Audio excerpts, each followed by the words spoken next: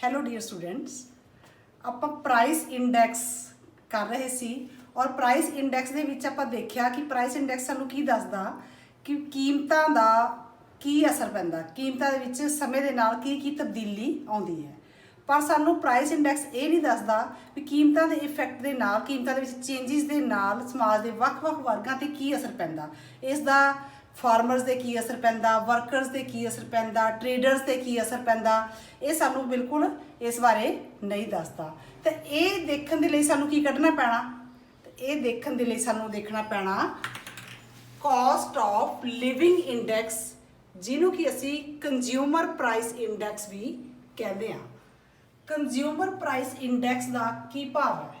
ਦੇਖੋ, cost of living index numbers are designed to measure the effect of changes in price of goods and services on the cost of living of a particular section of a society during any given period। ਇਹਦਾ ਕੀ ਮਤਲਬ ਹੈ? ਕਿਸੇ ਇੱਕ ਖਾਸ ਸਮੇਂ ਦੇ ਉੱਤੇ ਜਿਹੜੀ ਕੀਮਤਾਂ ਹੈ ਉਹਨਾਂ ਦੇ ਚੇਂਜਿਸ ਦੇ ਨਾਲ ਕਿਸੇ ਖਾਸ ਵਰਗ ਤੇ ਉਸਦਾ ਕੀ ਪ੍ਰਭਾਵ ਪਿਆ, ਇਹ ਸਾਨੂੰ ਕੰਜ਼ਿਊਮਰ ਪ੍ਰਾਈਸ ਇੰਡੈਕਸ ਦੱਸਦਾ ਹੈ। ਇਸ ਦਾ ਭਾਵ ਇਹ ਹੋਇਆ ਕਿ ਕਾਸਟ ਆਫ ਲਿਵਿੰਗ ਇੰਡੈਕਸ ਜਾਂ ਕੰਜ਼ਿਊਮਰ ਪ੍ਰਾਈਸ ਇੰਡੈਕਸ ਦਾ ਭਾਵ ਹੈ ਕਿ ਸਮਾਜ ਦੇ ਵੱਖ-ਵੱਖ ਵਰਗਾਂ, ਜਿਵੇਂ ਕਿ ਆਪਾਂ ਕਹਿ ਲਈਏ ਕਿਸਾਨ ਜਾਂ ਇੰਡਸਟਰੀਅਲਿਸਟ ਜਾਂ ਵਰਕਰਸ ਜਾਂ ਨੌਕਰੀ ਪੇਸ਼ਾ ਪਰਸਨਸ, ਉਹਨਾਂ ਦੀਆਂ ਜੀਵਨ ਦੀਆਂ ਲਾਗਤਾਂ ਤੇ ਕੀ ਪ੍ਰਭਾਵ ਪਿਆ, ਪ੍ਰਾਈਸ ਚੇਂਜਿਸ ਦਾ ਉਹਨਾਂ ਦੀਆਂ ਜੀਵਨ ਦੀਆਂ ਲਾਗਤਾਂ ਤੇ ਕੀ ਪ੍ਰਭਾਵ ਪਿਆ, ਇਸ ਬਾਰੇ ਸਾਨੂੰ ਇਹ ਦੱਸਦਾ। ਕੰਜ਼ਿਊਮਰ ਪ੍ਰਾਈਸ ਇੰਡੈਕਸ ਬਣਾਉਣ ਵੇਲੇ ਸਾਨੂੰ ਦੋ ਬੁਨਿਆਦੀ ਗੱਲਾਂ ਦਾ ਧਿਆਨ ਰੱਖਣਾ ਜ਼ਰੂਰੀ ਹੈ। ਉਹ ਕਿਹੜੀਆਂ ਨੇ? Number 1, decision about the group of people for whom the index is to be prepared।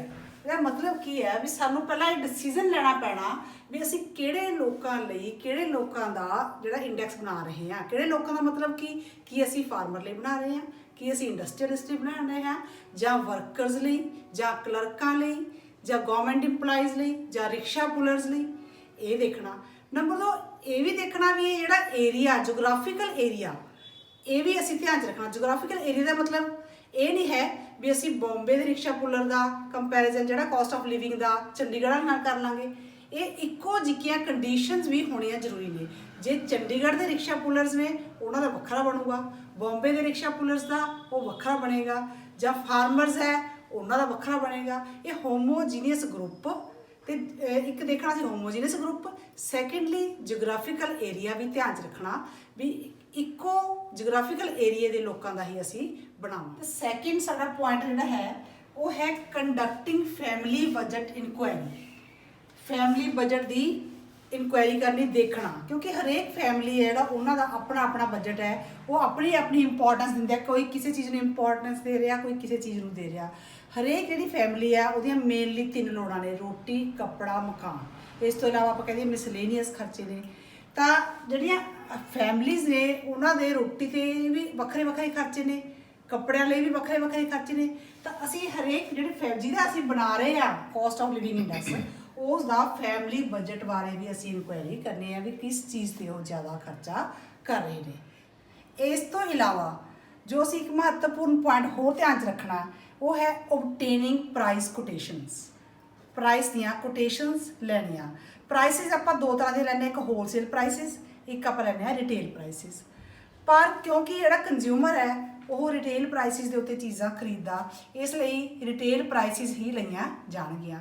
ਔਰ ਰਿਟੇਲ ਪ੍ਰਾਈਸਿਸ ਵੀ ਕਿਹੜੇ ਏਰੀਏ ਦੇ ਲਈਆਂ ਜਾਣਗੀਆਂ? ਜਿੱਥੋਂ ਦਾ ਕੰਜ਼ਿਊਮਰ ਹੈ, ਜਿੱਥੋਂ ਦਾ ਅਸੀਂ ਜਿਹੜੇ ਕੰਜ਼ਿਊਮਰ ਦਾ ਅਸੀਂ ਪ੍ਰਾਈਸ ਇੰਡੈਕਸ ਜਾਂ ਕਾਸਟ ਆਫ ਲਿਵਿੰਗ ਇੰਡੈਕਸ ਬਣਾ ਰਹੇ ਹਾਂ ਉਸੇ ਏਰੀਏ ਦੀਆਂ ਅਸੀਂ ਪ੍ਰਾਈਸਿਸ ਲੈਣੀਆਂ ਨੇ। ਔਰ ਨਾਲ ਜੇਕਰ ਕੋਈ ਡਿਸਕਾਊਂਟ ਉਸ ਨੂੰ ਮਿਲਿਆ ਜਾਂ ਕੋਈ ਡਿਸਕਾਊਂਟ ਦੇ ਰਹੇ ਨੇ ਉਹ, ਤਾਂ ਉਹ ਵੀ ਅਸੀਂ ਧਿਆਨ 'ਚ ਰੱਖਣਾ ਹੈਗਾ, ਤਾਂ ਉਹ ਵੀ ਅਸੀਂ ਨਾਲ ਲੈਣਾ। ਡੀਅਰ ਸਟੂਡੈਂਟਸ, ਹੁਣ ਅਸੀਂ ਇਹ ਦੇਖਣਾ ਵੀ ਕਾਸਟ ਆਫ ਲਿਵਿੰਗ ਇੰਡੈਕਸ ਹੈ ਉਸ ਨੂੰ ਕੰਸਟਰਕਟ ਕਿਵੇਂ ਕੀਤਾ ਜਾਂਦਾ, ਉਸ ਨੂੰ ਬਣਾਉਣਾ ਕਿਵੇਂ ਆ।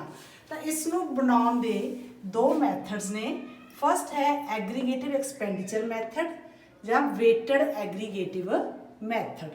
The cost of living index is equal to summation P1 Q0 over summation P0 Q0 into 100।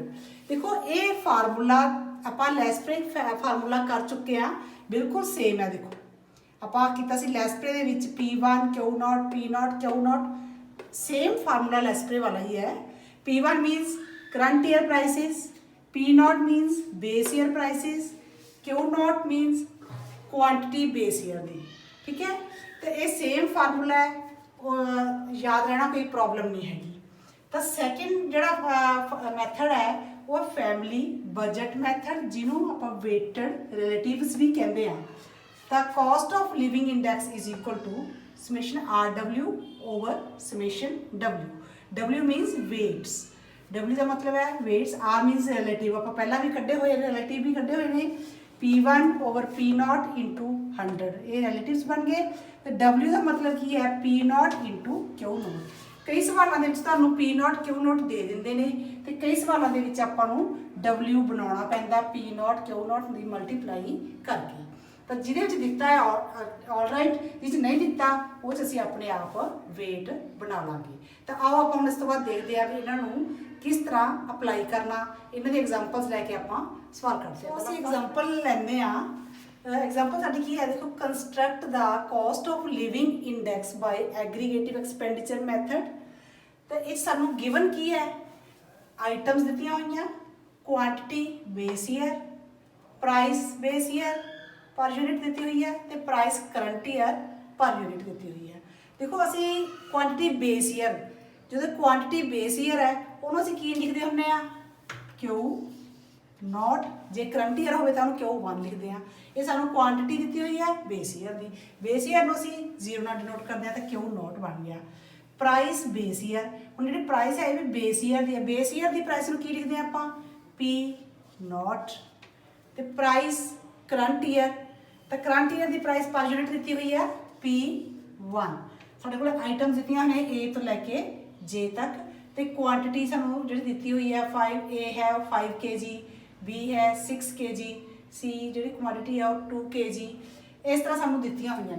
जो असीं सॉल्व करना असीं यूनिट्स नहीं देखने हैं कि यूनिट दिते हुए हैं, तो असीं इन्हां दी कोई ध्यान यही नहीं रखना, सिंपल असीं लै लैंदे इन्हां नूं, तो उस तो बाद असीं अकॉर्डिंग टू अवर फार्मूला इनू असीं कैलकुलेट करते हैं। तो पहला असीं कड्डांगे P1 Q0।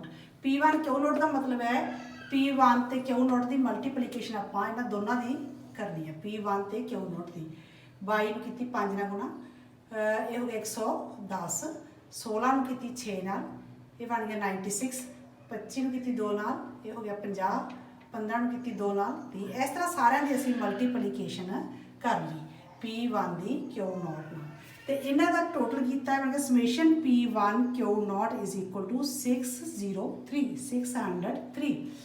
तो उस तो बाद साडा बनदा P0 Q0, P0 Q0 मतलब इन्हां दोनों की मल्टीप्लीकेशन 5 into 20 ये बन गया 100, 15 into 6 90, 25 into 2 50, 12 into 2 24। इस तरह इन्हां सारिਆਂ ਦੀ भी आप मल्टीप्लीकेशन अकॉर्डिंगली करनी, तो इन्हां दा टोटल किया ये बन गया summation P0 Q0 is equal to 558।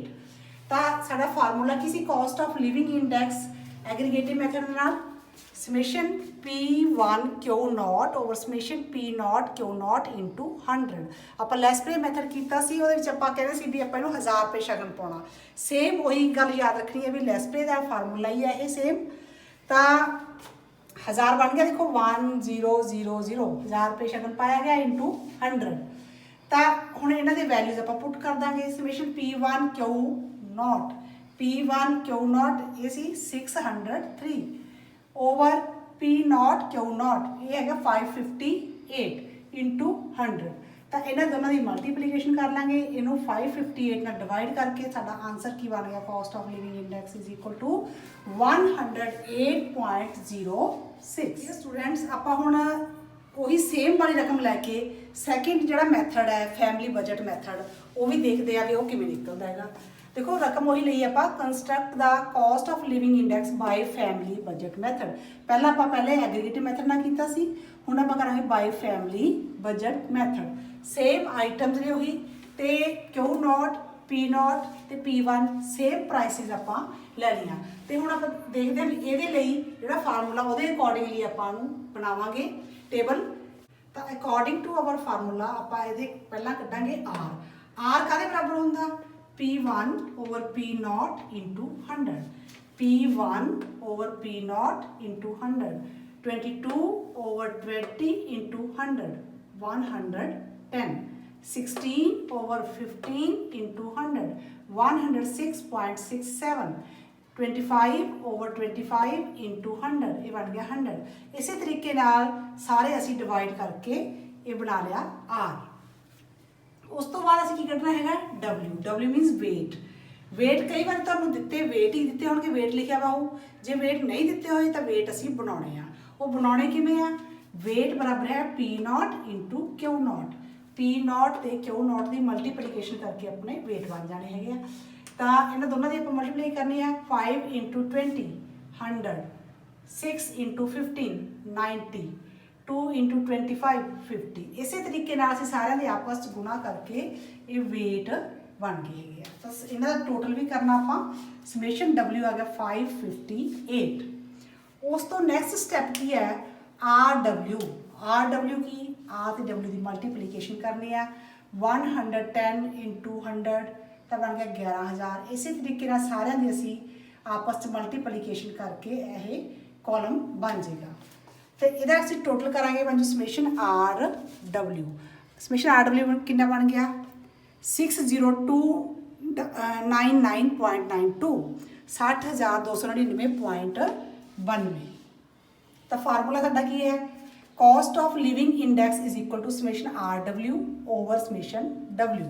RW the value ਕਿੰਨੀ ਹੈ 60299.92 ਓਵਰ ਸਮੇਸ਼ਨ W 558। ਤਾਂ ਇਹਨਾਂ ਨੂੰ ਡਿਵਾਈਡ ਕੀਤਾ ਇਹ ਕਿੰਨਾ ਬਣ ਗਿਆ 108.06। ਤਾਂ ਕੋਸਟ ਆਫ ਲਿਵਿੰਗ ਇੰਡੈਕਸ ਸਾਡਾ according to family budget method ਕਿੰਨਾ ਬਣ ਗਿਆ 108.06। ਸੋ ਡੀਅਰ ਸਟੂਡੈਂਟਸ ਇਹ ਦੋਨੇ ਮੈਥਡ ਸੀ ਕੋਸਟ ਆਫ ਲਿਵਿੰਗ ਇੰਡੈਕਸ ਦੇ ਤੇ ਇਹਦੇ ਨਾਲ ਦੇ ਸਵਾਲ ਤੁਹਾਨੂੰ ਮੈਂ ਭੇਜਾਂਗੀ ਔਰ ਤੁਸੀਂ ਸੋਲਵ ਕਰਿਓ। ਜੇ ਕਿਤੇ ਵੀ ਕੋਈ ਪ੍ਰੋਬਲਮ ਆਵੇ ਤਾਂ ਮੇਰੇ ਨਾਲ ਤੁਸੀਂ ਕੰਟੈਕਟ ਕਰ ਸਕਦੇ ਹੋ। Wish you all the best. God bless you. Keep smiling.